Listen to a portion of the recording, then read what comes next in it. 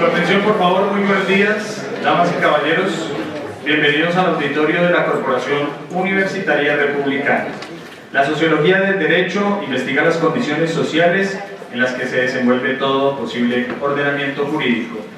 En nombre de republicanaradio.com, quien les habla su coordinador Fernando Huáscar, les doy la bienvenida a todos ustedes. Es un honor hoy hacer las veces de maestro de ceremonias para presentar esta conferencia acerca de la sociología del derecho en Colombia.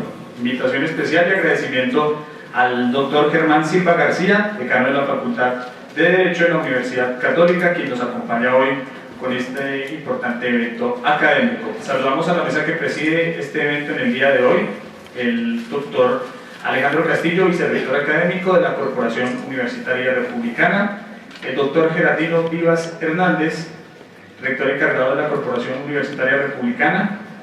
También nos acompaña el doctor Anthony Castellanos, que es el director del programa de la Facultad de Derecho, el profesor, docente, investigador y sociólogo académico, el profesor Héctor Barbosa, quien nos acompaña hoy y es uno de los grandes gestores para poder realizar este evento en el día de hoy. A los estudiantes de la Facultad de Derecho también el saludo cordial para todos ustedes. Para dar comienzo a esta ceremonia, a este evento académico, viene el saludo de bienvenida a cargo del señor vicerrector, el doctor Gerardino Vivas Hernández. Recibámoslo con un fuerte aplauso.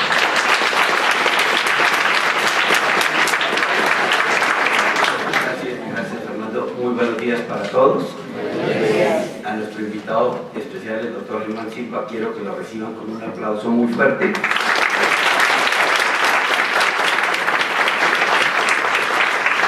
Decano de la Facultad de Derecho de la Universidad Católica de Colombia, donde estuve durante 17 años como profesor de la Facultad de Derecho, lo cual me hace sentir muy orgulloso tenerlos aquí en esta aula más. A nombre de la Corporación Universitaria Republicana, a nombre de nuestros fundadores, el doctor Gustavo Riaño, la doctora Lidia Cristina Fandiño Grisales, y a nombre de nuestro señor rector, quien me ha delegado para hacer este saludo, el doctor Gustavo Tellez Fandiño, el doctor, el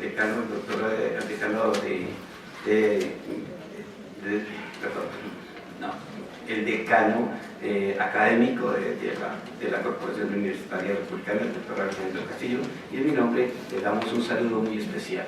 Los felicitamos por haber aceptado esta invitación tan importante y esperamos que todos los conocimientos que se van a repartir el día de hoy o se van a comunicar sean absorbidos por ustedes, porque son muy importantes para su desarrollo profesional.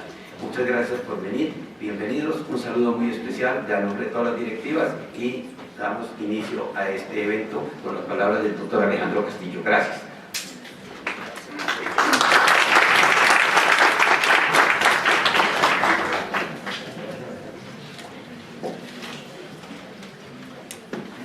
Bueno, muy buenos días.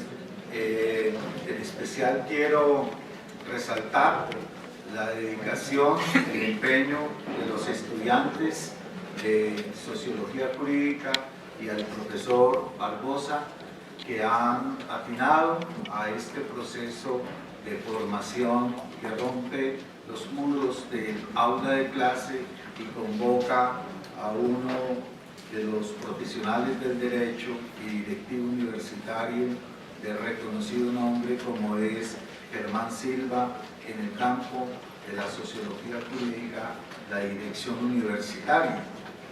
Con el doctor Germán Silva me unen vínculos profesionales de amistad y de trayectoria en la educación superior colombiana. Hemos construido proyectos importantes que han perdurado en el campo del derecho.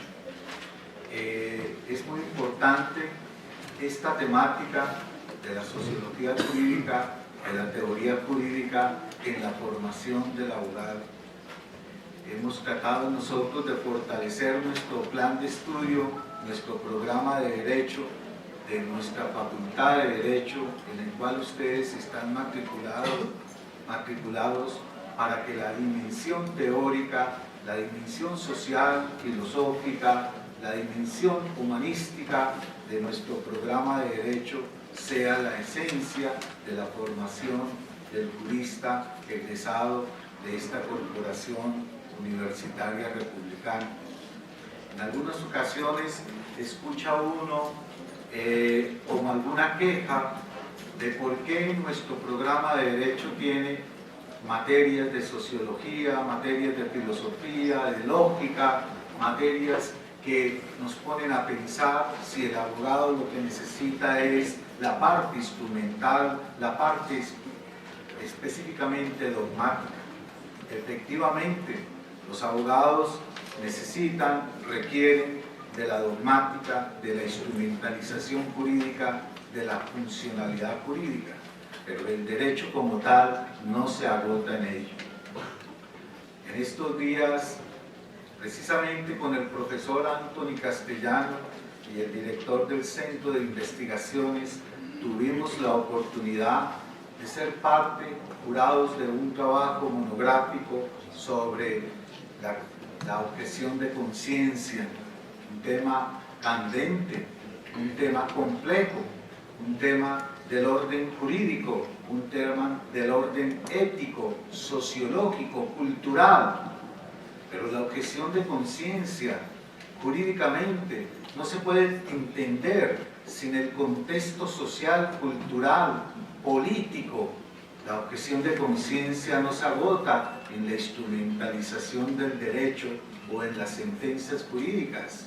Para que un abogado, para que la sociedad, para que los ciudadanos podamos entender un punto, un problema tan complejo como la objeción de conciencia en el ámbito jurídico, necesitamos que el derecho vaya más allá de la esencia instrumental. Necesitamos comprender lo cultural, comprender la complejidad que tiene el derecho. Siempre en la historia de la humanidad el derecho ha sido muy complejo, pero en la actualidad lo es mucho más. Nosotros consideramos que es un valor agregado importante de nuestro programa de derecho y de nuestra institución, la republicana. Tiene estrechos vínculos, esta institución tiene estrechos vínculos con el pensamiento, con proyectos que ha liderado el doctor Germán Silva desde su mismo inicio. Nuestro fundador, el doctor Gustavo Telles, abogado externadista, como lo es también el doctor Germán Silva, tiene estrechos vínculos no solamente en el campo personal y profesional, sino en la concepción del derecho como tal, en su dimensión social, filosófica. Esta institución se creó sobre ese presupuesto, un presupuesto humanístico, un presupuesto social, de apostarle a el derecho dentro de un contexto de compromiso ético y de compromiso humanístico. Por ello, para mí, personalmente, como profesor de Filosofía del Derecho y Teoría Jurídica, es muy halagador que profesores, como el caso del profesor, como yo le digo, el joven Barbosa, y estudiantes como ustedes, se hayan comprometido en este evento y muchos otros eventos más, en invitar a profesionales del derecho de la talla, de la envergadura, no solamente por lo que va a decir, sino por lo que ha escrito. Son realmente pocos los colombianos que han escrito a fondo y a profundidad en el campo de la sociología jurídica como tal. El profesor Germán Silva es uno de ellos. Su obra, escrita y publicada en sociología jurídica de manera específica, es de las pocas que hay en Colombia y de los colombianos que han aportado en ese campo. A él, para recordar uno de sus aportes, está el programa de doctorado en sociología jurídica de la Universidad Externado de Colombia, que es un hijo del doctor Silva, quien fue su creador y primer director y que ha funcionado. Esto es importante porque la sociología jurídica no es un curso más, es el ropaje de la esencialidad del derecho mismo, que así no queramos o queramos mucho, es una ciencia social, es parte de la humanización como tal. Por ello, doctor Germán Silva, le agradezco inmensamente a nombre de la alta dirección de la Corporación Universitaria Republicana, a nombre del colectivo de los docentes de la Facultad de Derecho y de estos muchachos que le han dedicado tiempo no solamente a organizar este evento, sino que le han dedicado tiempo a entender la importancia de la sociología jurídica. Muy amable a ustedes y en particular a nuestro invitado y de manera especial a los estudiantes. Gracias.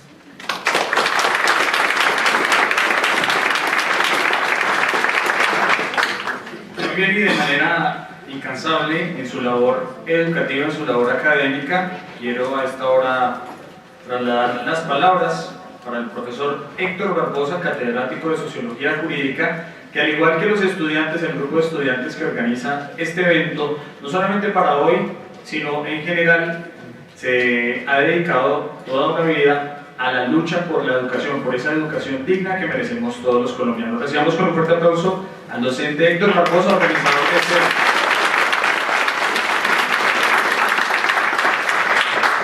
Muchas gracias, Fernando. Muchas gracias a todos ustedes por acompañarnos. Especialmente muchas gracias a los estudiantes de noveno A, segundo A y segundo E de Sociología Jurídica de la Corporación Universitaria Republicana.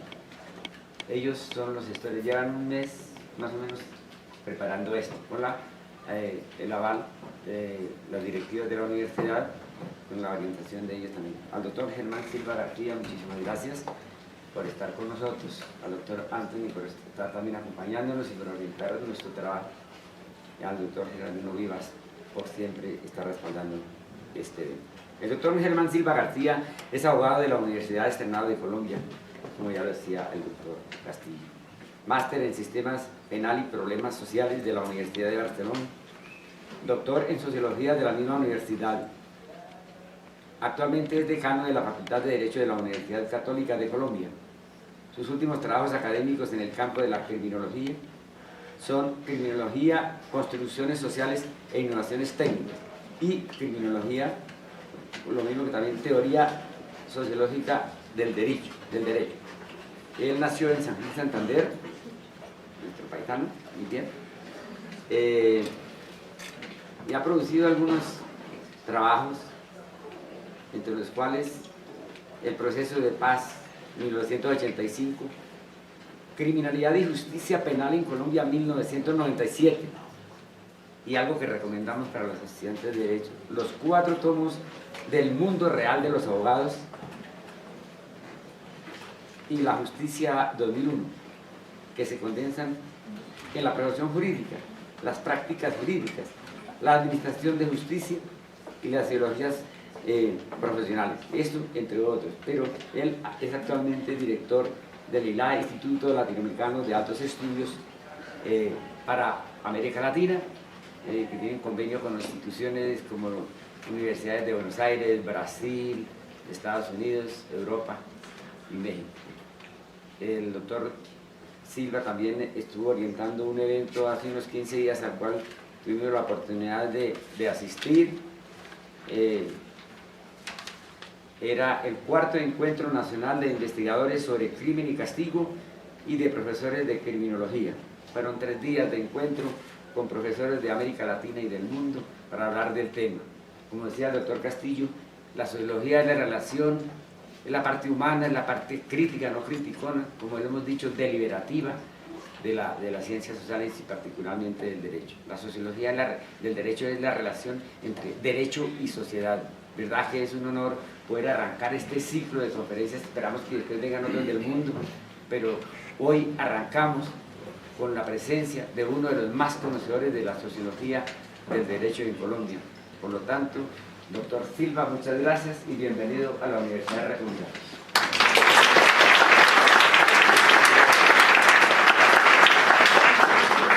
Muy Muy bien, para no darle espera, iniciamos nosotros este momento académico, al igual que recibe el nombre del programa realizado por el profesor Héctor Barbosa en republicanaradio.com. Damos la bienvenida entonces oficial de nuevo al doctor Germán Silva García. Muy buenos días y bienvenido, doctor.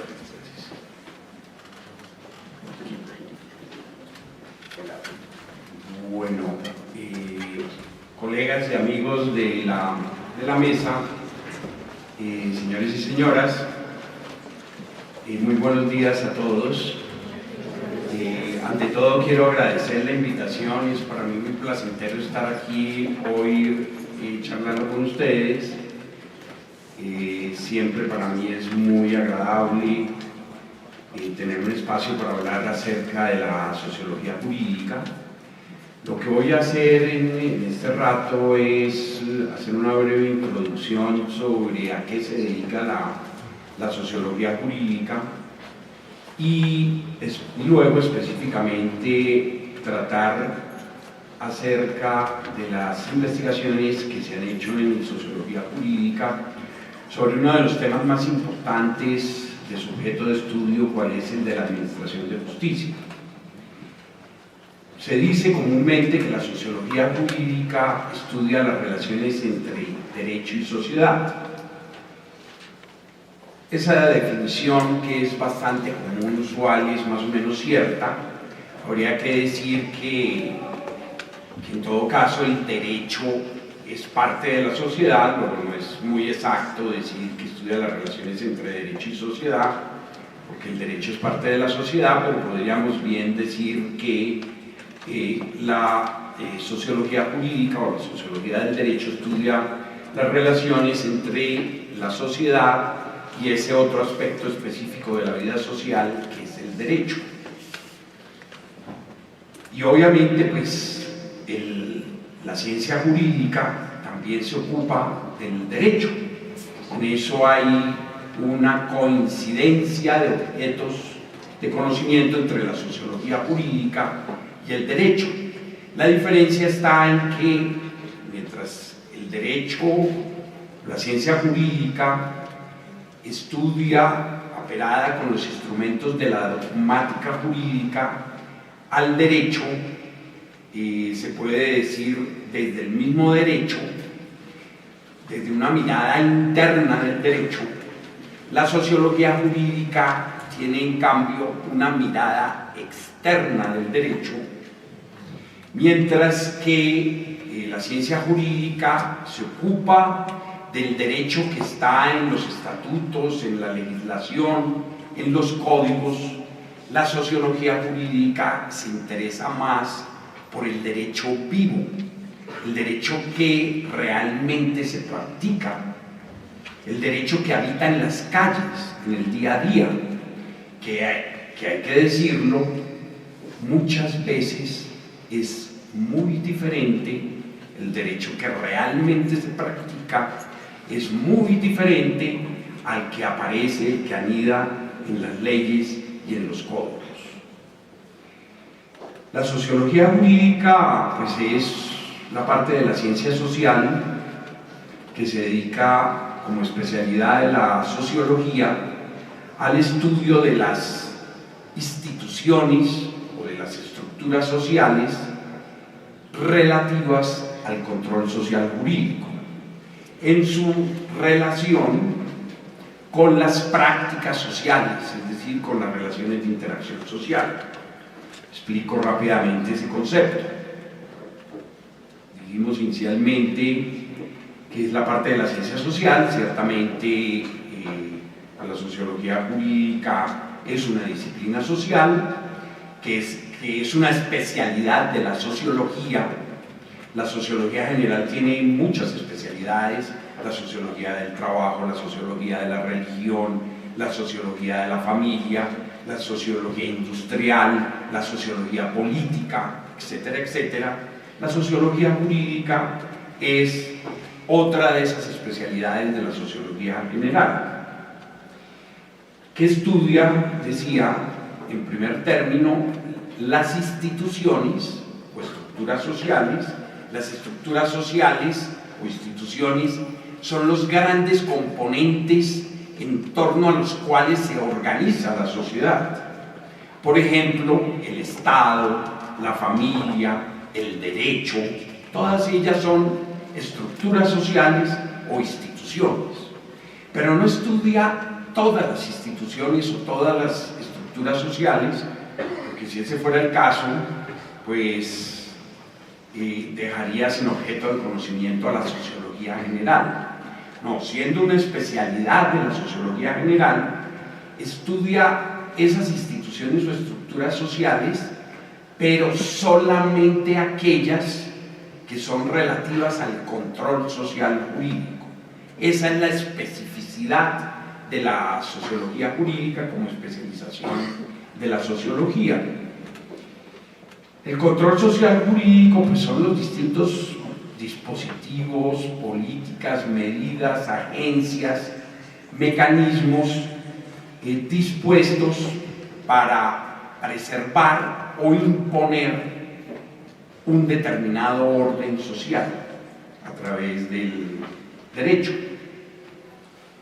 Y se estudian a su vez esas instituciones como el Estado, el derecho, la familia, el matrimonio, etc. Es en su relación con las prácticas sociales, con las acciones sociales, es decir, con las actuaciones de las personas.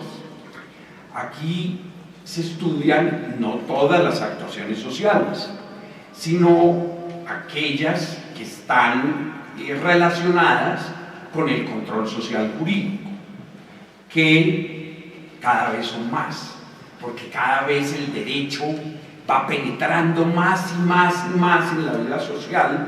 Como decía un filósofo sociólogo alemán, Jürgen Habermas, cada vez el derecho coloniza más aspectos de la vida social.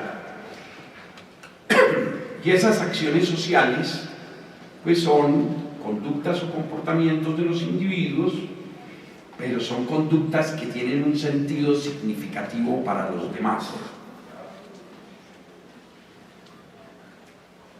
Ahora, esa sociología jurídica pues se ocupa de muy diversos temas, de la manera como se practica el derecho, de la profesión jurídica, de cómo funcionan ciertas instituciones como por ejemplo la prisión, pero uno de los temas principales, por no decir que el tema predilecto de la sociología jurídica, es la problemática de la eficacia del derecho, que lamentablemente, hay que decirlo, particularmente cuando es el derecho que pertenece a un Estado social de derecho, lamentablemente pues muchas veces es ineficaz. Es decir, en la realidad, en las prácticas sociales, no realiza sus cometidos, no cumple con sus metas, o cumple con otras metas y otros cometidos distintos a los que se suponía que debía realizar. Y dentro de esa problemática de la eficacia del derecho, sin duda la más importante es la de la administración de justicia, la operación de la administración de justicia. Y en ese escenario, una de las tensiones que se ha planteado, no solamente en Colombia, sino menos en el mundo occidental a lo largo de toda su historia, es la tensión entre la justicia formal y la justicia material. Es decir, entre una justicia que responda formalmente a las prescripciones legales, y una justicia material que efectivamente resuelva los conflictos sociales y lo haga de una manera justa. Eso además no es una preocupación ajena a la profesión jurídica. Se supone que el valor fundamental, el valor superior de la profesión jurídica es la justicia. Se supone que nosotros los abogados, además de realizar ciertas metas personales que son absolutamente legítimas de realización personal, pues estamos en la vida y en la sociedad para hacer justicia. En una investigación que voy a citar permanentemente, que ya el doctor Barbosa había mencionado, del mundo real de los abogados y de la justicia, pues nos interesaba mucho averiguar empíricamente cómo percibían los abogados colombianos, particularmente los funcionarios judiciales, que son los que tienen más poder, cómo percibían el problema de la justicia, del hacer justicia, de esa tensión entre la justicia formal y la justicia material. Realmente, la hipótesis de trabajo que teníamos, la percepción era, digamos, pesimista en el sentido de que creíamos que entre los jueces, entre los operadores jurídicos, iba a primar una visión de justicia formal, con gran distancia sobre la justicia material. Y la idea de justicia formal se corresponde mucho con esos discursos de la teoría general del derecho y de la filosofía del derecho, que corresponden a lo que se conoce como el positivismo jurídico, del cual Hans Kelsen fue su representante más importante en el pensamiento clásico del positivismo jurídico. La idea de justicia material, en cambio, pues plantea la necesidad de auscultar los problemas de la realidad social. Es decir, no basarse únicamente en las reglas de derecho, en la dogmática jurídica para tomar las decisiones judiciales, porque esa sería la visión de la justicia formal, esa sería la visión que sostenía Hans Kelsen con la teoría pura del derecho, de que el derecho debe permanecer puro e inmaculado, al margen de toda consideración sobre la realidad social, es decir, al margen de la sociología jurídica y al margen de toda consideración sobre la legitimidad del derecho, es decir, al margen de la filosofía del derecho, que es la que nos habla de la legitimidad, de la justedad del derecho, de lo que es el derecho justo. Yo pensaba, francamente, antes de aplicar los distintos instrumentos de investigación empírica que se usaron en esa investigación, que los jueces iban a optar por la justicia formal, no por la justicia material. Lex dura lex, la ley puede ser dura, pero es la ley y punto. Eso era lo que iba a terminar predominando. Y entonces, en uno de los instrumentos de la investigación, le preguntamos a los jueces en una encuesta con opciones cerradas de respuesta,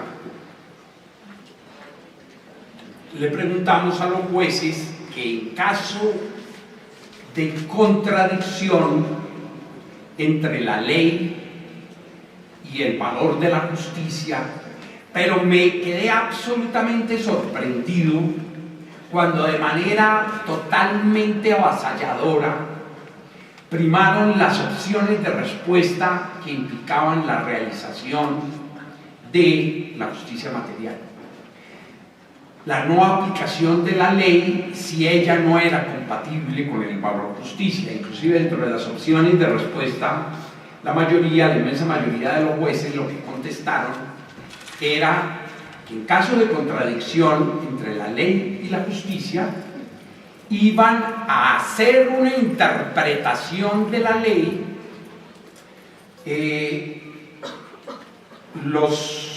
suficientemente apropiada para, por una parte, realizar el valor justicia y por otra, no tener problemas con la Fiscalía o con la Contraloría o con la Procuraduría. Es decir, acomodar la ley a través de una interpretación para materializar la justicia a sabiendas de que estaban interpretando la ley contra la letra de la ley. Y entonces yo dije, cuando vi esos resultados, Hans Kelsen murió, está a 5 metros de profundidad enterrado, el positivismo jurídico está muerto. Y luego se empezaron a aplicar otros instrumentos de investigación, como entrevistas en profundidad, como talleres de discusión, en los cuales se buscaba ahondar entre esos operadores jurídicos, particularmente entre jueces, cuáles, o sea, si se iba a preferir la justicia por encima de la ley, cómo iban a hacer justicia contra la ley. Y entonces esos instrumentos empíricos los aplicamos en magistrados de 9 tribunales diferentes del país y a varios, mientras que las entrevistas en profundidad las hicimos con jueces en Bogotá. Y entonces, sobre la base de que primaba la justicia sobre la ley, en esos instrumentos ya más cualitativos, yo les empecé a preguntar a los jueces cómo harían que la justicia predominara sobre la ley. Es más, cuando les preguntaba, usted dice que prefiere la ley, prefiere la justicia sobre la ley, ¿qué es para usted la justicia? Y entonces uno en esas charlas, en las entrevistas o en los talleres, uno veía que los jueces se incomodaban con el estudiante cuando está presentando un examen. Algunos salían con la respuesta, pues, con la cual, si a mí me hacen la misma pregunta, les confieso que yo respondería lo mismo, la misma respuesta de un poco de cajón. ¿Qué es la justicia? Entonces algunos me decían, no, darle a cada quien lo suyo. Pero entonces, ¿qué es darle a cada quien lo suyo? Y ahí sí enmudecían. Y uno que, pues, como profesor está acostumbrado que cuando un estudiante en un examen le piden un concepto y resbala, entonces uno, para ayudar al estudiante, le dice, bueno, deme un ejemplo. Y entonces le decía a los jueces, deme un ejemplo en el cual usted haya hecho justicia en vez de aplicar la ley. Fuera de Bogotá, en los 9 tribunales donde se aplicó el instrumento, en todos los talleres de discusión que se hicieron, hubo un juez, que era además juez laboral, magistrado del tribunal de Pereira, el único que pudo dar un ejemplo. Y entonces yo ya empecé como a preocuparme.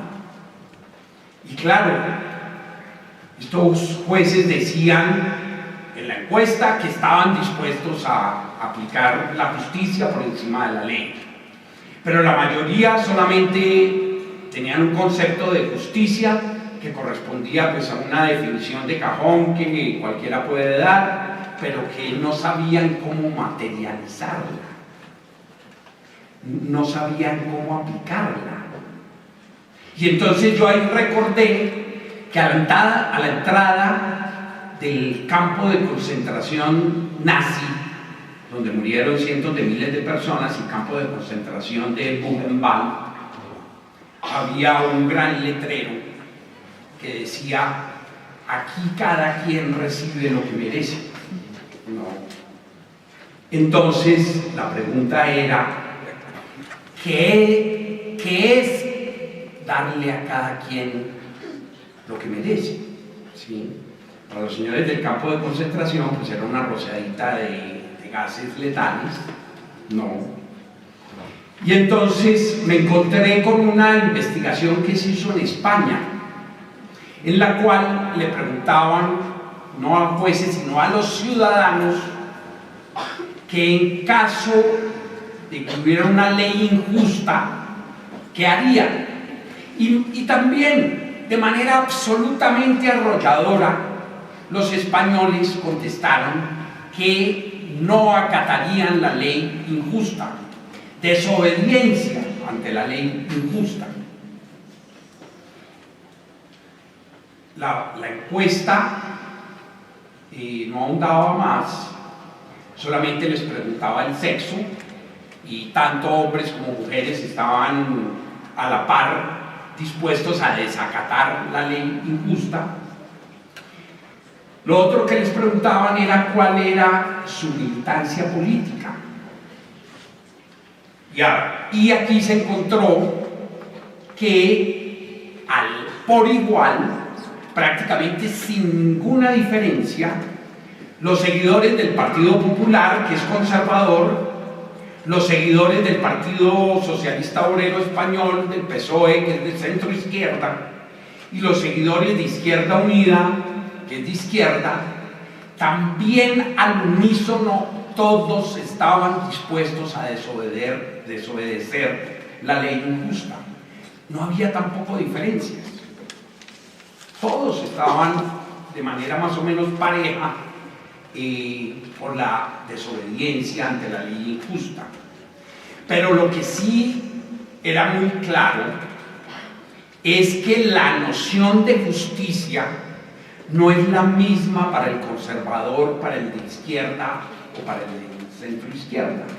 Entonces, ojo, ahí volvía a ser clave preguntarse qué es hacer justicia para los operadores jurídicos o qué es hacer prevalecer la justicia para el común de las personas.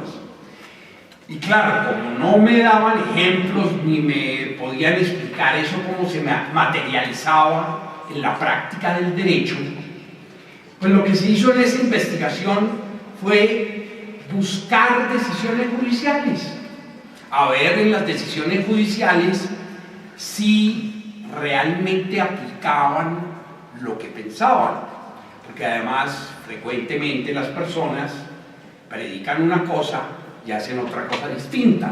Entonces bien podía ser que hubiesen declarado que preferían la justicia sobre la ley, pero a la hora de administrar justicia lo hicieran al revés, es decir, haciendo prevalecer la ley. Y entonces, ciertamente me encontré muchos casos en los cuales, evidentemente, no se aplicaba la ley. Pero lo que se aplicaba difícilmente se podía llamar justicia. Lo que se aplicaba eran más bien prejuicios sociales. Y esos prejuicios sociales tenían que ver con prejuicios socioeconómicos, con prejuicios raciales y con prejuicios de género. Fue lo que fundamentalmente encontré. Y les doy algunos ejemplos para ilustrar el asunto. Por ejemplo, de prejuicios socioeconómicos.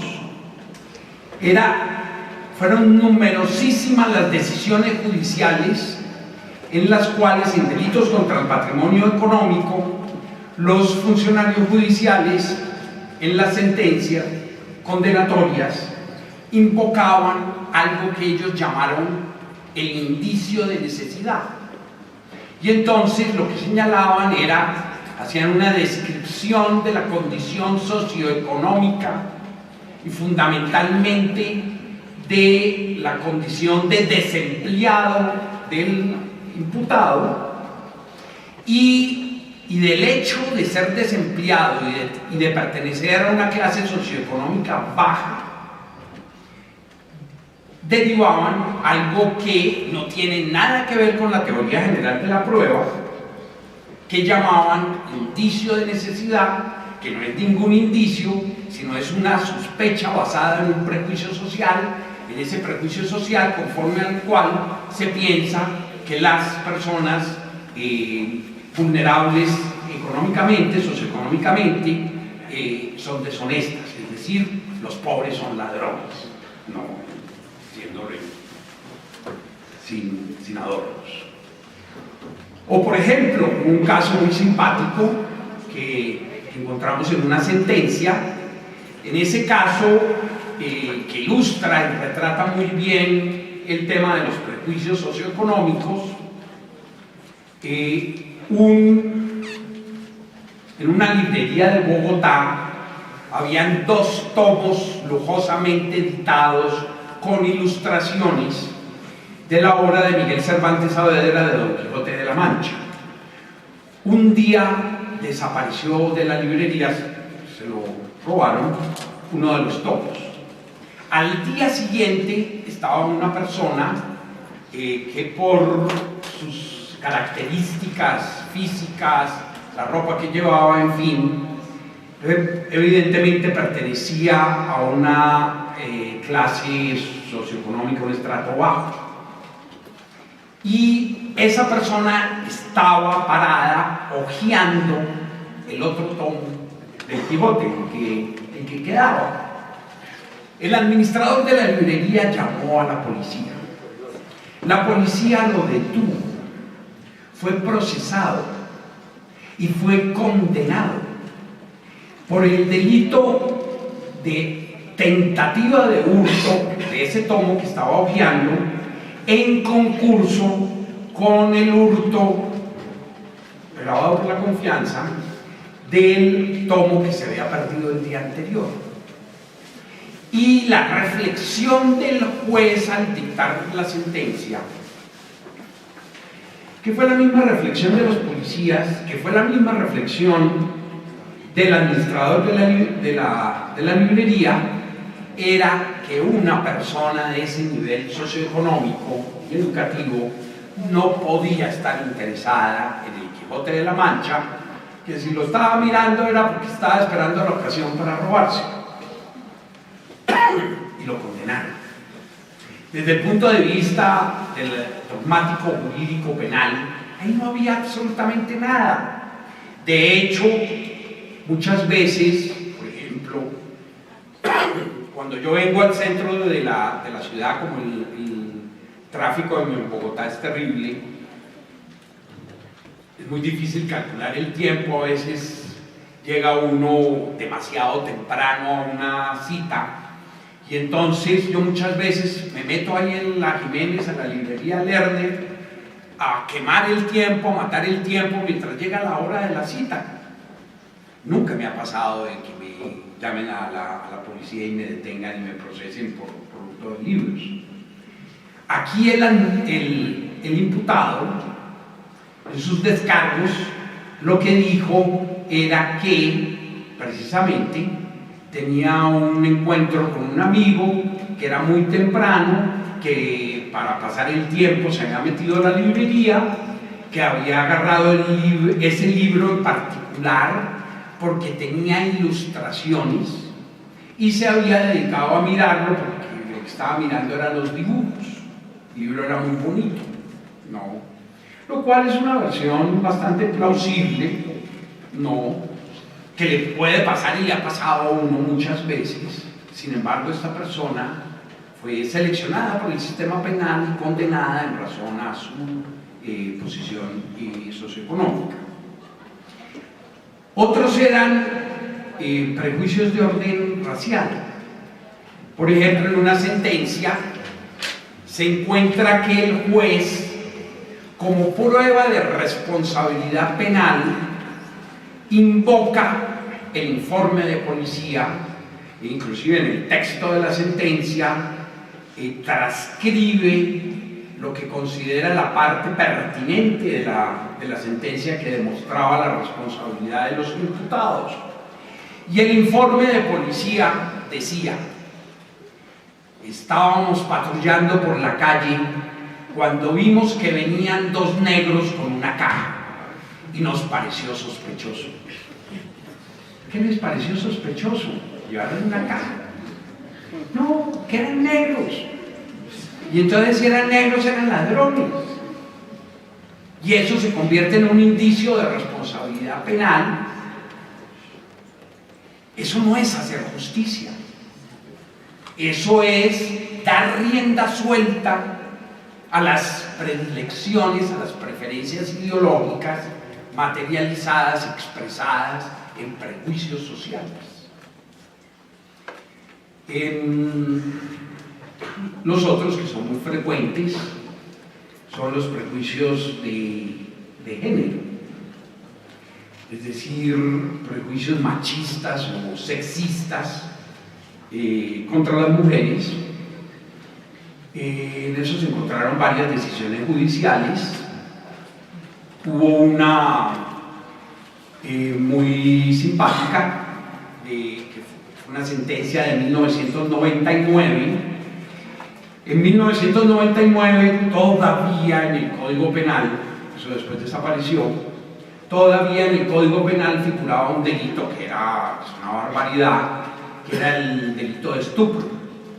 Ese delito de estupro consistía para engañar a una mujer mediante una promesa de matrimonio, para engañarla con esa promesa de matrimonio para poder tener relaciones sexuales con ella. La misma tipificación del delito pues era, digamos, absolutamente machista, ¿no? Partía de la base de que todas las mujeres son estúpidas y que todas las mujeres lo único que piensan en la vida es en casarse, y entonces si les prometen matrimonio caen rendidas. Y en el caso en particular que se falló en Bogotá, una niña de 15 años de edad, pero al ser mayor de 14, pues tenía libre disposición sobre su cuerpo, sobre su sexualidad, se había ido a vivir con un guardián de IMPEC que tenía 23 años. Estuvieron viviendo unos meses y la niña se regresó para la casa de la mamá. En todo caso era una menor de edad, la mamá era su representante legal y la mamá presentó la querella, era un delito querellable, presentó la querella por el delito de estupro contra este señor. En el proceso se encontró que la niña había declarado lo siguiente: declaró, en primer término, que nunca le habían prometido matrimonio, que era la condición indispensable para que se configurara el delito. Nunca le habían prometido matrimonio. Segundo, había sido ella y no el novio la que le había propuesto de que se fueran a vivir juntos. Tercero, ella se aburrió del novio y entonces lo botó y decidió regresarse para la casa. Es decir, desde el punto de vista técnico, jurídico, penal, no se configuraba absolutamente ningún delito. Sin embargo, la juez lo condenó.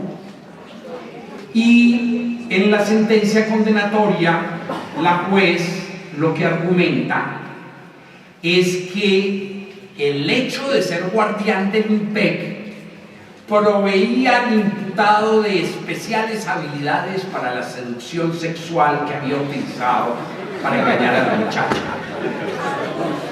¿Qué relación hay entre ser guardián del IMPEC y ser un don Juan? Si ese fuera el caso, todos nos meteríamos de guardianes del IMPEC.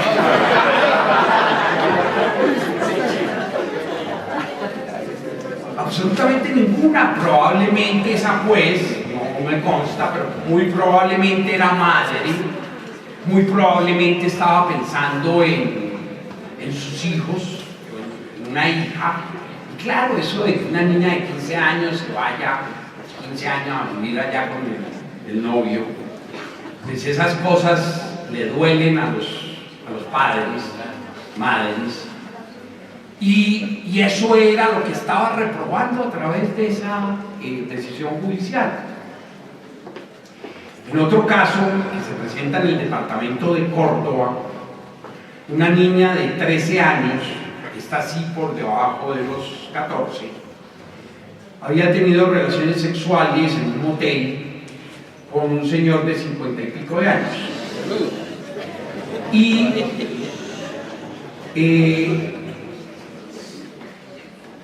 el delito pues era un delito de corrupción de menores. Sin embargo, el Tribunal Superior absuelve al imputado argumentando que no podía haber corrupciones de menores porque la muchacha ya estaba corrompida.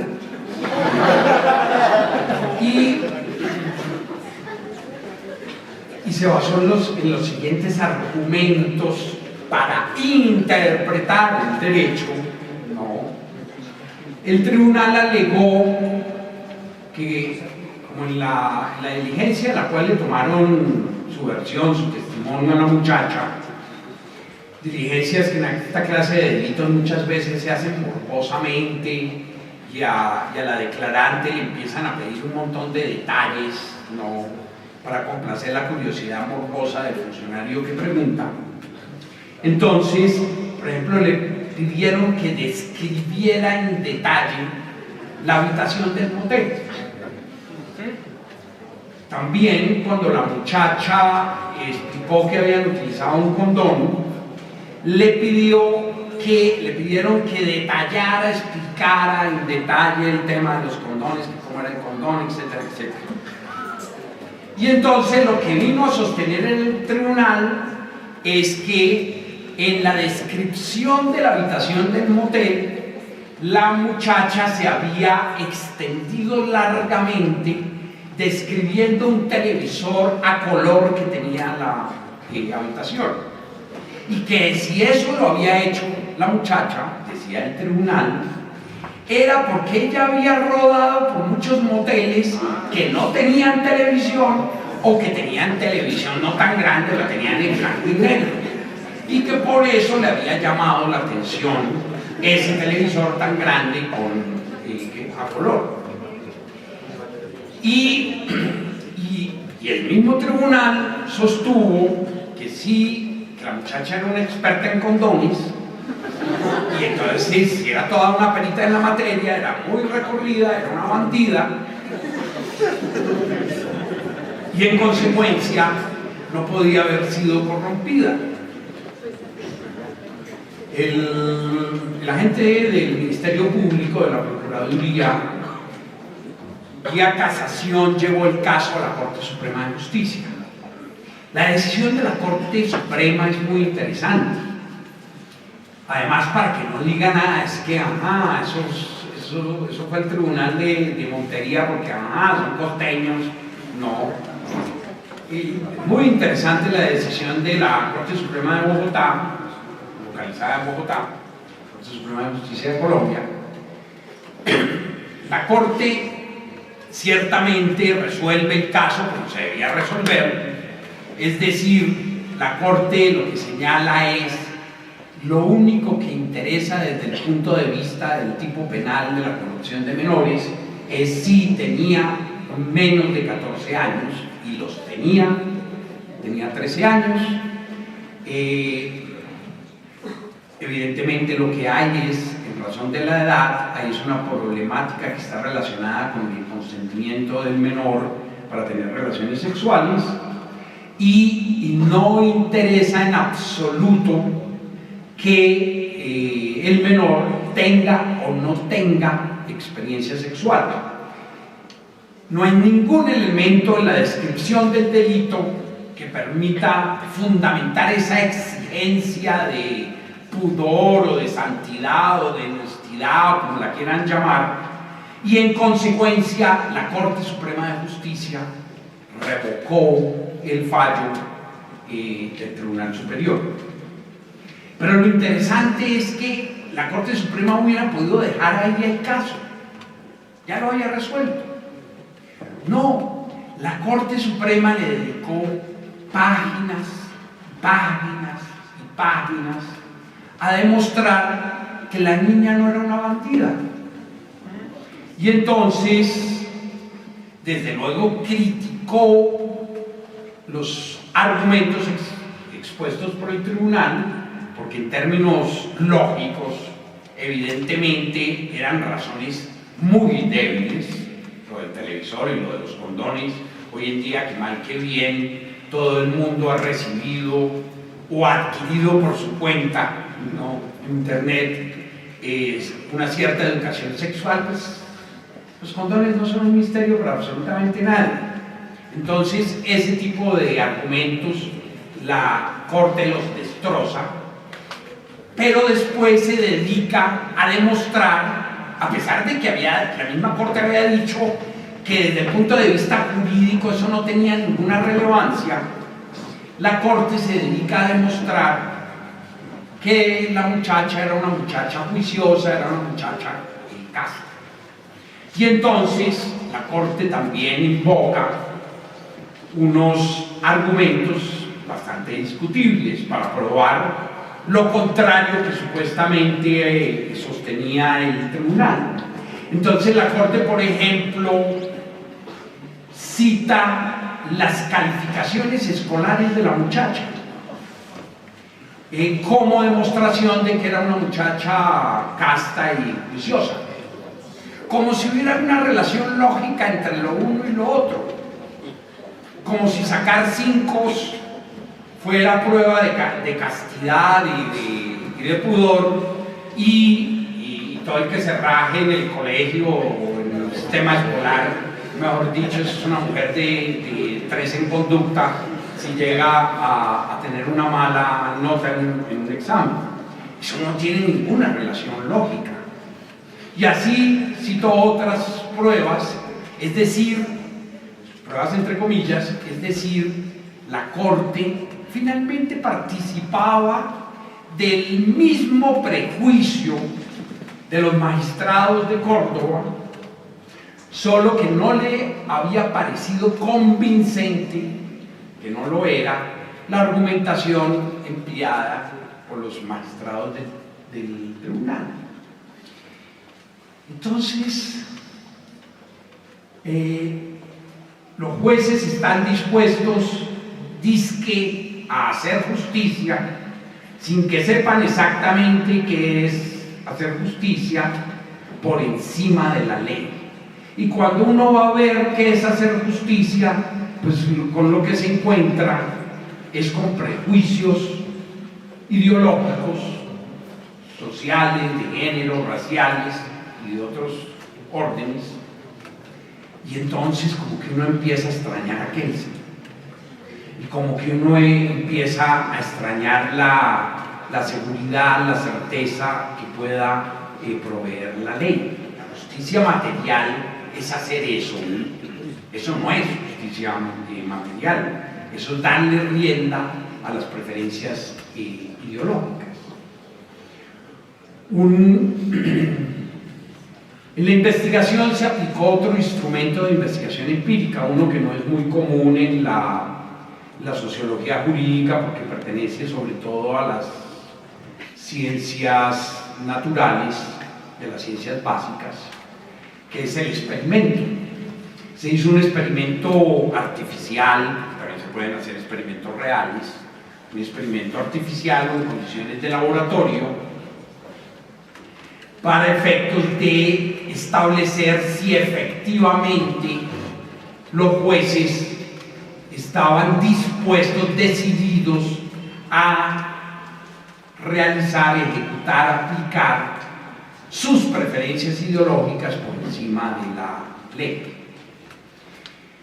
Y entonces el experimento consistía en darles un caso con toda la evidencia probatoria, y pedirles que dictaran sentencia de acuerdo a las evidencias, a las pruebas que reposaban en el expediente. Tenía que ser un caso, pues, en el cual fuera seguro que hubiera algún tipo de posición ideológica por parte de los funcionarios judiciales, y para eso escogimos el caso de la acusación contra el presidente Ernesto Samper por haber recibido dineros del narcotráfico para financiar su campaña política. Entonces, en la primera sesión les preguntamos a los jueces: ¿ustedes creen que Samper era culpable o inocente? Y se fue anotando: culpable, inocente, inocente, culpable. Cada juez iba, simplemente decía culpable o inocente y se tomaba nota. La cosa no era anónima, se tomaba nota de qué había dicho cada quien. Y después, a los que habían dicho que era culpable, se les dio un expediente en el cual deliberadamente todo el material probatorio se había organizado para que en derecho se tuviera que llegar a la conclusión de que era inocente. Y a su vez, a los que habían declarado que era inocente, pues se les dio un expediente distinto en el cual todo coincidía, todo aparecía conjugado para llegar jurídicamente a la conclusión de que era el culpable. Y se armó un tercer expediente como para tener un grupo de control. En el tercer expediente era un expediente no tan sesgado, sino más bien como suelen ser los casos en la realidad, que tienen cosas a favor y tienen cosas que pueden ser interpretadas en contra, y se les entregó a otro grupo de jueces.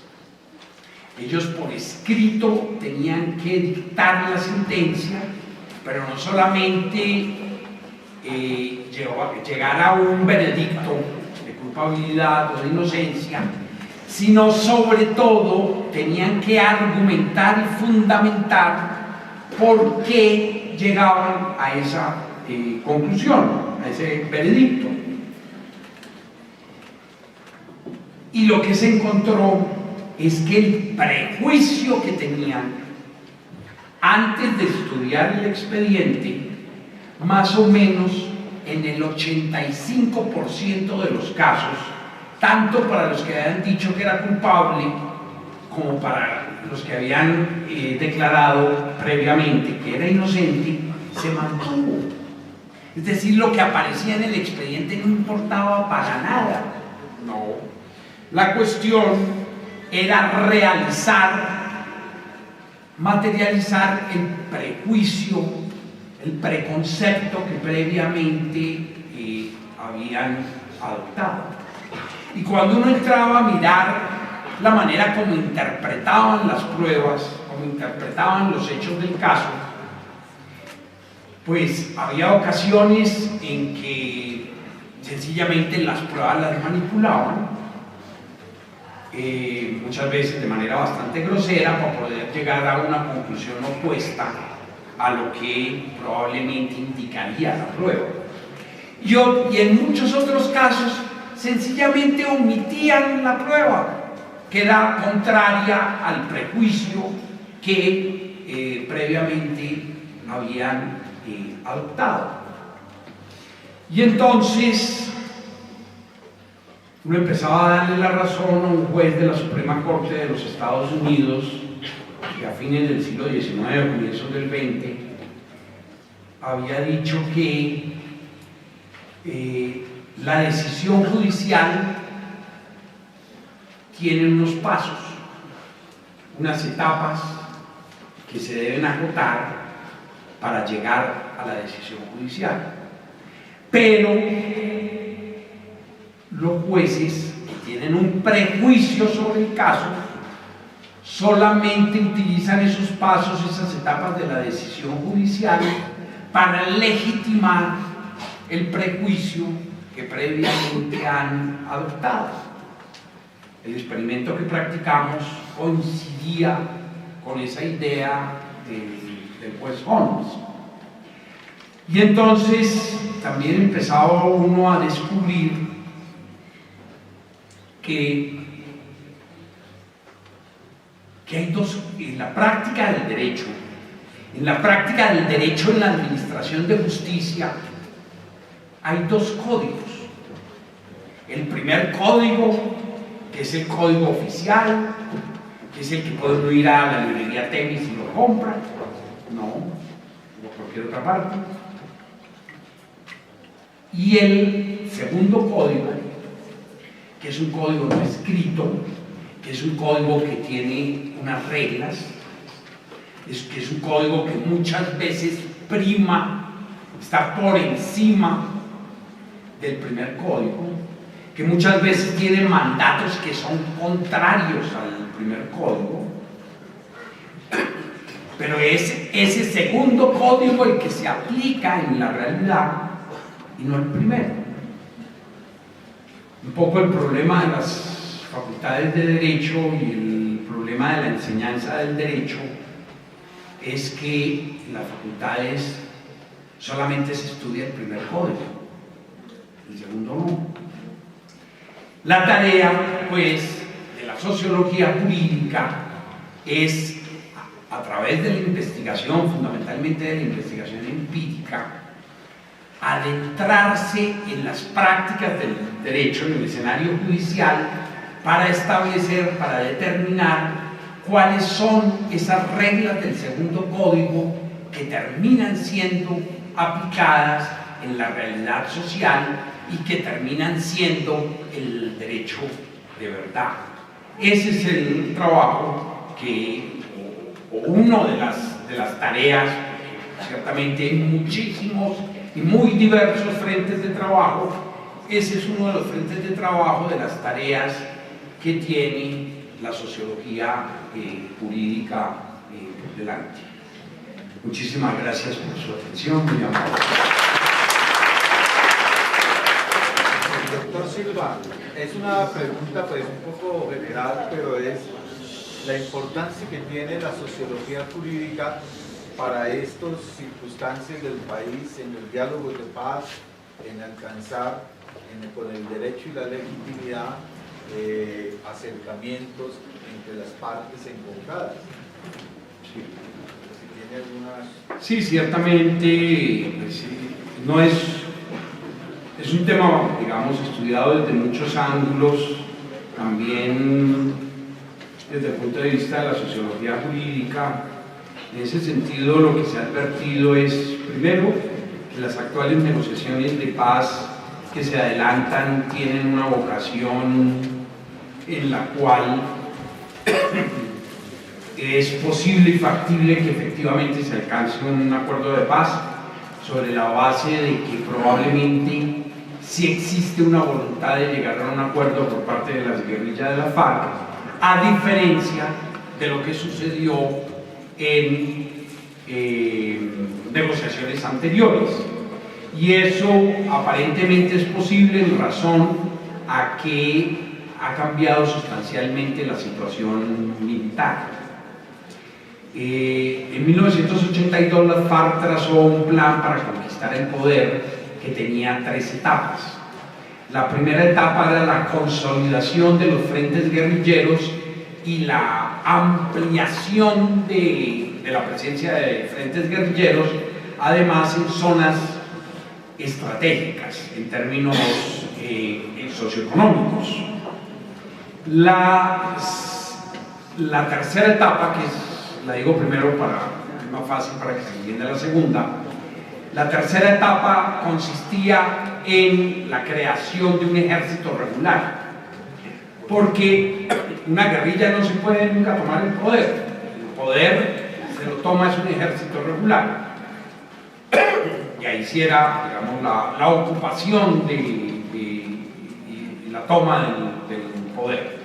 La segunda etapa es una etapa mixta de construcción de un ejército en el cual los frentes guerrilleros adquieren una capacidad estratégica para hacer grandes concentraciones de efectivos para, con superioridad de fuego, atacar al ejército colombiano. La primera etapa la alcanzaron durante el gobierno del presidente Belisario Betancur. Además, esas frustradas negociaciones sirvieron de mucho para que pudieran alcanzar ese resultado.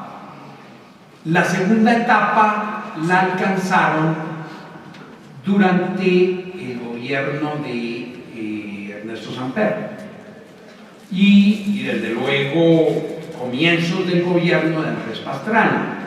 Entonces, cuando se sentaron a negociar con Pastrana, ellos no tenían absolutamente ninguna voluntad de negociación.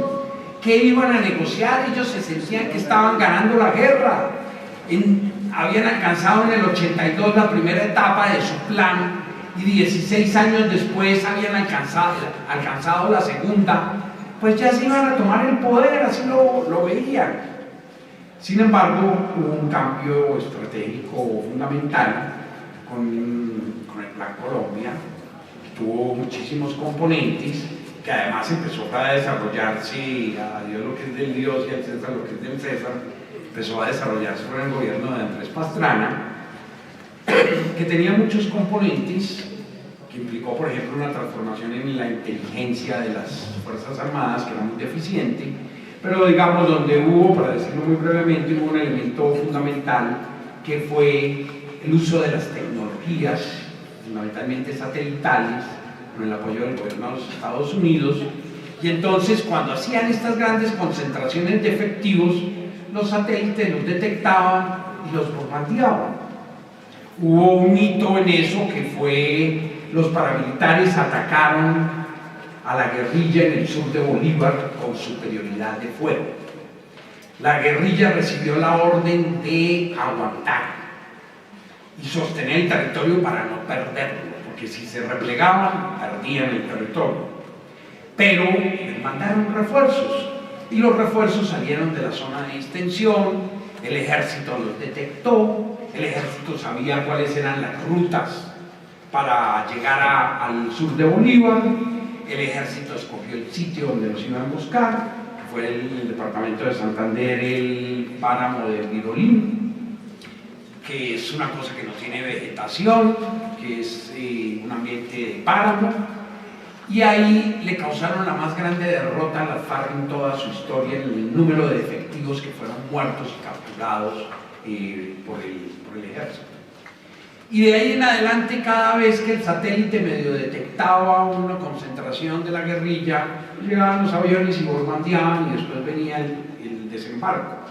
Entonces les tocó regresar a una etapa anterior a 1982, moverse muy mimetizados entre la población en grupitos muy pequeños, y si ni siquiera pueden concentrar grandes cantidades de efectivos como hicieron en la segunda etapa, que llegaban a reunir 2.000, 2.500 efectivos o 3.000 efectivos para atacar Mitú, Patascoy o lo que fuera, pues ¿a qué horas van a formar un ejército para tomarse el poder? Entonces creo que esa situación fundamentalmente es la que lleva a la negociación. Pero en todo caso tienen una capacidad de resistencia y una capacidad de perturbación importante. Y sobre la base de esa capacidad de resistencia y de perturbación, pues tienen capacidad para negociar. Porque la negociación no es que ahí se sentó la Madre Teresa de Calcuta y entonces nos queremos y la paz y el diálogo y la palomita blanca. Es un problema de poder. Entonces la guerrilla todavía tiene poder.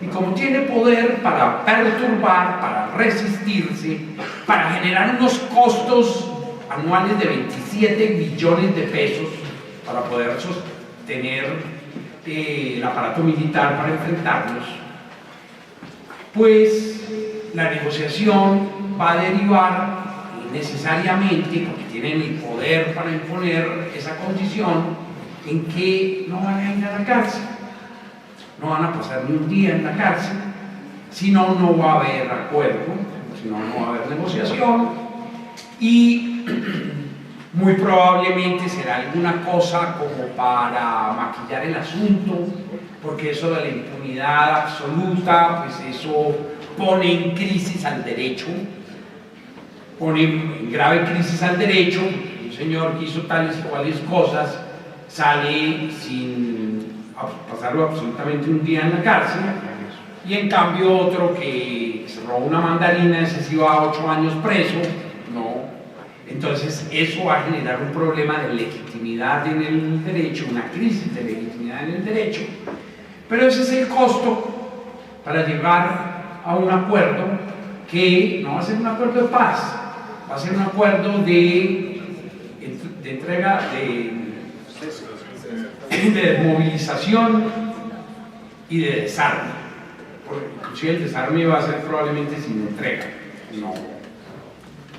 Sí, doctor. Doctor, buenos días. Gracias por haber venido. ¿Cómo está comparativamente Colombia con otros países de América Latina en cuanto al desarrollo de la sociología jurídica? Pues yo diría que bastante avanzada, en el sentido de que, digamos, en América Latina la sociología jurídica en general es bastante fuerte en el continente, particularmente en México, Brasil, Argentina y Colombia. Y Colombia, por varias circunstancias, tiene comparativamente un desarrollo bastante significativo, inclusive un desarrollo que permite hacer comparaciones con Europa, comparaciones positivas para la sociología jurídica colombiana, y eso obedece a varias razones. Primero, la sociología jurídica ha sido vista como una alternativa, con mucha expectativa y muchas esperanzas, como una alternativa idónea para resolver los problemas de la eficacia del derecho y de la administración de justicia en Colombia, porque se ha hecho de todo. Se han creado más cargos judiciales, se han capacitado a los jueces, se han cambiado las leyes, se han vuelto a cambiar otra vez las leyes y se han vuelto a cambiar otra vez las leyes. Se ha hecho absolutamente de todo. Y sigue la administración de justicia funcionando mal. Y sigue siendo el derecho una cosa ineficaz.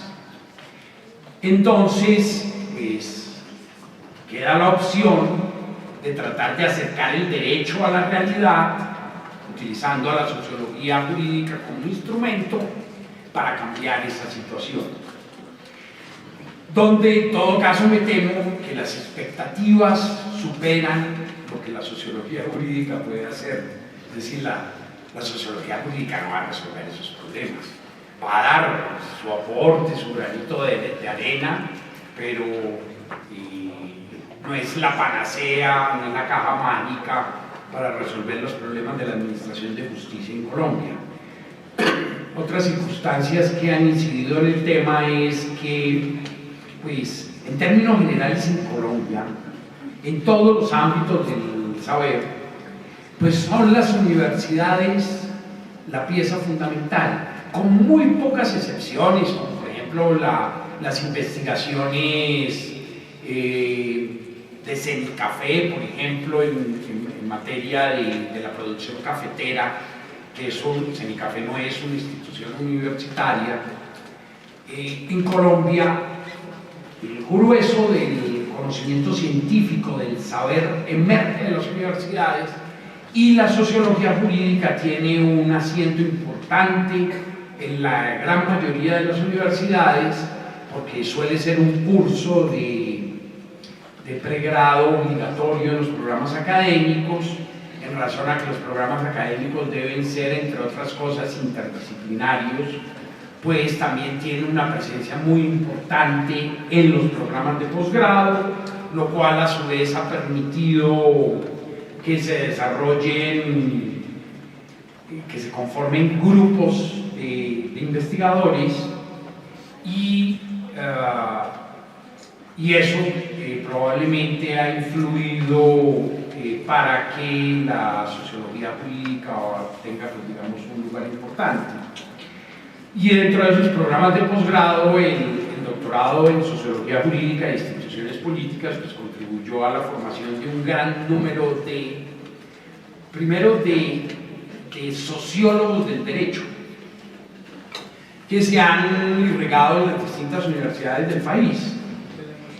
Y por otro lado, permitió la formación de abogados que hacen dogmática jurídica, pero que tienen una visión sociojurídica del derecho. Ese doctorado ya no se está ofreciendo, en eso le falta al doctor Castillo un dato, porque el externado perdió el registro calificado, pero evidentemente es una necesidad volverlo a restablecer, porque fue además el primer programa de doctorado en sociología que se abrió en Colombia, donde todavía hoy no existe absolutamente ningún doctorado en sociología, ni en sociología general, ni en áreas específicas de la sociología, no. Y eso, pues, obviamente yo y muchos otros tenemos por meta y propósito que ese doctorado lo logremos restaurar en un plazo relativamente breve, porque es una necesidad para el país. Sí, doctor. Gracias, doctor. Muchas gracias. Primero que todo, agradecer por su exposición, muy importante, muy clara. Muchas gracias. Primero que todo, agradecer por su exposición, muy importante y bastante clara e ilustrativa sobre la realidad de la sociología jurídica. Sin embargo, y a pesar de que en las intervenciones se ha ayudado como a dilucidar los cuestionamientos que tengo, sí me sigue como preocupando en que usted cierra la ponencia generando un poco de preocupaciones, sin plantearse cuáles son como las alternativas que la sociología jurídica debe plantearse. Entre la comparación que hace la justicia formal y la material, por lo menos a mí me queda la sensación de que no hay alternativa ni en la A ni en la B, porque la justicia formal no está hecha o no corresponde a resolver las necesidades en materia de justicia que requiere la sociedad, pero al mismo tiempo la justicia material tampoco está respondiendo a esas necesidades. Allí hay un reto, allí la pregunta es hacia dónde es la salida, pero más allá de eso, yo creo que aunque esos problemas están identificados, el problema es mucho más global o más sistémico, porque también ha contribuido a esa problemática la sociología jurídica, los sociólogos de hoy en día, de acuerdo a los métodos de formación y de interpretación que tienen. Un sociólogo que termina legitimando medios de dominación, termina legitimando sistemas como el racismo, entonces va a caer en los mismos errores que comete el juez a la hora de interpretar. En concreto, para usted, doctor, ¿usted cómo concibe en pleno siglo XXI cuáles son los retos que tiene como tal la sociología y hacia dónde considera usted que va la sociología jurídica hoy? Gracias. Agradecemos la pregunta del caballero del comentario. Vamos a ver, es que el doctor tiene que retirarse. Dos preguntas más, el doctor y el caballero, para él la pregunta del caballero para que el doctor le respuesta a eso. Y una tercera pregunta, y hasta ahí llegamos. Muy breve, muy concreta y precisa. Bueno, la pregunta anterior Primero, desde luego, tienen la razón en el sentido de que yo terminé un poco planteando el problema sin resolverlo, porque nos tocaría seguir hasta por la tarde para poder, digamos, examinar alternativas, porque ciertamente son problemáticas bastante complejas en las que concurren muchos elementos que tienen relevancia sobre el curso de los acontecimientos. En materia de, digamos, para dar, obviamente no dar algún tipo de respuesta al cuestionamiento, en materia de prejuicios raciales o socioeconómicos o de cualquier otro orden, pues la conclusión ha sido que la única manera de revertir esa situación es no exigiendo la aplicación de la ley, porque eso no va a ser efectivo, sino es combatir los prejuicios sociales. Los prejuicios sociales son construcciones sociales que están basadas en creencias que por regla general no tienen absolutamente ningún fundamento. Entonces, es deconstruir esos prejuicios, que creo que fue un poco lo que yo traté de hacer a través de los ejemplos. Desde luego yo no les decía, atención, vamos a deconstruir prejuicios, pero en la manera en la que se critican los prejuicios, pues un poco los estamos desnudando para que la gente reflexione sobre ellos, para que podamos descubrir el que carecen de todo tipo de fundamentos. Eso desde luego no es un problema de los abogados, es un problema de la sociedad colombiana, toda ella, no, que es en la que pues, los abogados estamos inmersos y que está pues envuelta desafortunadamente en esos prejuicios.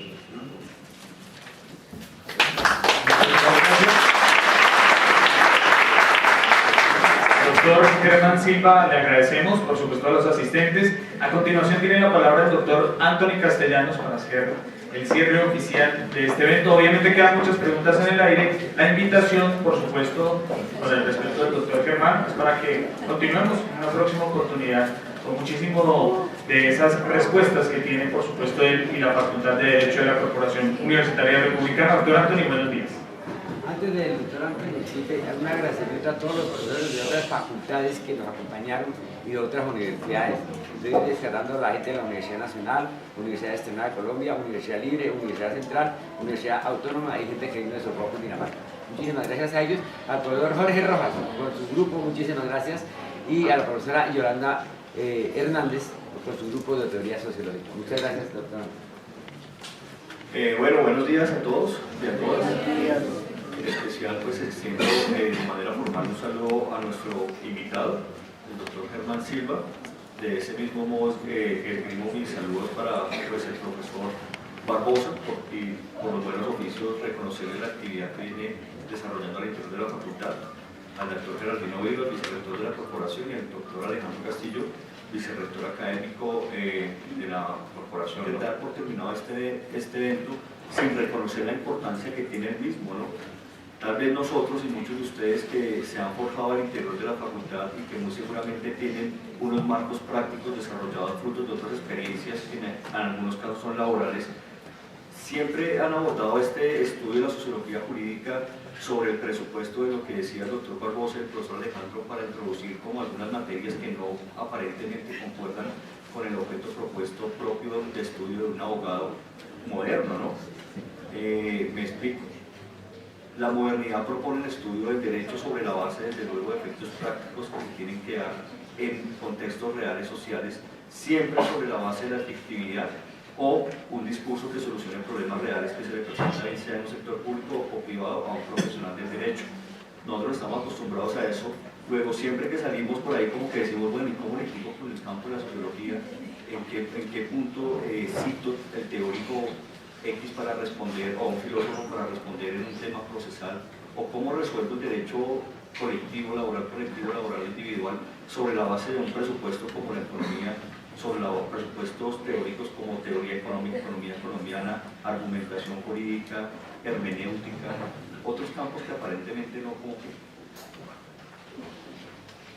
Metafóricamente siempre me acuerdo, una vez hablo con, es un ejemplo que traigo, hablando con mi hija, le preguntaba, yo siempre le pregunto a ella, la vez pasada pasamos en la finca por un árbol y yo le decía, ese árbol que ves ahí es un naranja, ¿para ti qué es eso? Y ella hábilmente siempre me responde, pues un árbol debe ser, no sé, un árbol de naranjas, pues es un árbol, papá. Entonces le cogía la naranja y me decía, bueno, mira, naranja entonces, ¿qué es? No, fíjate que pues es una naranja. Pero fíjense que también es una pregunta que desde el punto de vista pedagógico se puede traer a las facultades de Derecho cuando medianamente preguntamos, solo pedagógicamente, ¿qué es el derecho? Automáticamente nosotros siempre respondemos, oiga, el derecho muy seguramente es el estudio de las constituciones, las leyes, los decretos, bueno, las convenciones, las ordenanzas. Bajando el nivel podríamos llegar a un cierto grupo de textos normativos que tienen un fin propuesto, aparentemente la organización o inclusive la promoción de algún proyecto ideológico, ¿no? Sin embargo, llamo la reflexión en que no es lo mismo lo que produce que lo que es. El árbol de naranjas será el árbol de naranjas, más nunca será lo que produce la naranja. El derecho será lo que sea, pero nunca será limitado a lo que produce. El derecho se puede materializar de dos maneras, escrito y oral, pero no será lo mismo la esencia que la materia. Y esa es la importancia de estos eventos y la importancia que ustedes estén acá. Campos propuestos con un objeto de estudio delimitado con la sociología jurídica nos pueden ayudar en la esencia del derecho, en no acostumbrarnos a ser abogados y estudiosos del derecho, como dice el doctor Gerardino, sobre la base de solo marcos normativos o la manera como se materializa. Nosotros los estudiantes republicanos, no solo desde la Facultad de Derecho, sino desde la misma Facultad de Trabajo Social y el campo de la Facultad también de Finanzas, estamos llamados a estar en la esencia del derecho, a estudiar la producción del mismo para en un momento determinado muy seguramente empoderarnos de sus discursos y transformar nuestra realidad. Esta es la importancia, desde mi modo de ver, desde luego de este evento, ¿no? Termino el mismo haciendo un cordial, bueno, extendiendo las palabras, un cordial agradecimiento al doctor Hernán Silva por esbozar tal vez líneas de su pensamiento que muy seguramente se extendería por más de 45 minutos. No hay más, no son 4 tomos los que tienen de su tesis y muy seguramente algunos artículos que tienen más recientes publicados, ¿no? Doctor, invitarle desde ya a que nos escriba en nuestra revista indexada. Nosotros en este momento en la Facultad de Derecho, como ustedes bien saben, tenemos una de las 5 revistas indexadas en Colombia en categoría A2, que en términos prácticos es uno de los mayores reconocimientos que se da sobre la base de procesos científicos estandarizados o con parámetros, digamos, de calidad científica y calidad editorial que ha reconocido un externo a nosotros, por Ciencias por Vía de Publindex. Nuestra revista republicana, doctor, creo que el último artículo que le he seguido a usted que ha publicado en revistas indexadas es en Diálogos de Saberes de la Universidad Libre, donde hacía alguna referencia a un modelo penal de un penalismo, un pensamiento, bueno, un pensamiento penal específico, ANSUA, ¿no? Esa revista está creo que en categoría C, sin embargo la de nosotros está en categoría 2. En este momento, desde ya esperamos su próximo artículo sea, digámoslo, publicado en esta revista, que por demás se publica en español, también se publica en inglés. Estamos en muy buenas bases de datos, en índices de citación, índices biométricos, y que el doctor Gerardino en este momento trae para compartir con ustedes. Lo misma invitación para ustedes. Yo entiendo mucho los planteamientos del estudiante, del estudiante final. Me llena de orgullo saber que hay una lectura crítica de la realidad, lecturas críticas de los marcos normativos, de los marcos teóricos que presentamos en la universidad. Y desde ya les invito a que estas discusiones se sigan presentando al interior de las aulas de clase, muy seguramente con el profesor Barbosa sobre el centro de un proceso desde luego de formación, se discuta en las bibliotecas, se discuta en los foros académicos y por demás sea esto la intención o el primer inicio de un enfoque diferente del estudio del derecho. Muchas gracias a ustedes, muchas gracias, doctor.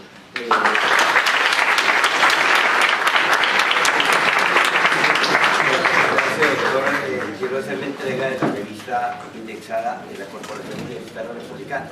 Al doctor Anthony se le olvidó que no solo la publicamos en inglés, sino en francés también. De manera que en este momento tengo la revista republicana en francés y en castellano para hacerle una entrega formal al doctor y además un libro